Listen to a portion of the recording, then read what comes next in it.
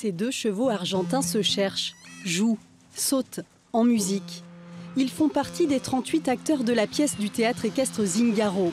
Avec son spectacle Ex Anima, Bartabas veut rendre hommage aux chevaux en leur laissant toute la place sur la scène. La plupart ne sont pas des tableaux basés sur un dressage, ils sont basés sur une proposition instinctive des chevaux en fait. Bon, il faut des chevaux qu'on connaît depuis très longtemps, c'est pour ça qu'on a pu faire ce spectacle, parce que la plupart des chevaux sont là depuis 15 ans, 10 ans à Zingaro, donc on les connaît par cœur, si je puis dire. Et donc l'idée, c'était un peu comme des comédiens qui feraient une improvisation, de les laisser proposer des choses dans leur comportement, bon, un peu dirigé. On a des idées comme ça, voilà, deux chevaux qui se battent, deux chevaux qui se rejettent, un cheval qui arrive à nouveau dans un groupe qui est rejeté par l'autre, par exemple. Et ça fait des scénettes, on va dire, mais qui sont basées sur l'instinct des chevaux.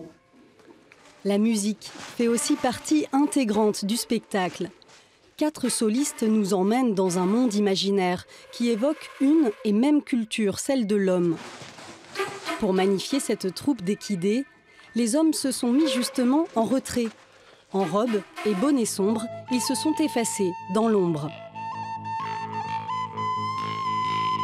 Moi, je les compare à des marionnettistes. Je dis des marionnettistes de Bunraku, qui sont des marionnettistes japonais, qui manipulent leurs marionnettes, mais à vue. Et pourtant, le spectateur ne regarde que la marionnette. Donc là, c'était un peu ça l'idée. C'est-à-dire qu'il faut qu'on soit là pour amener un cheval, le emmener, installer une scène. Mais voilà, on est tout en retrait, habillé en noir. Il aura fallu 9 mois de répétition pour bâtir cette prouesse. Un spectacle comme l'aboutissement d'un cycle pour le théâtre Zingaro, où le cheval est définitivement le roi.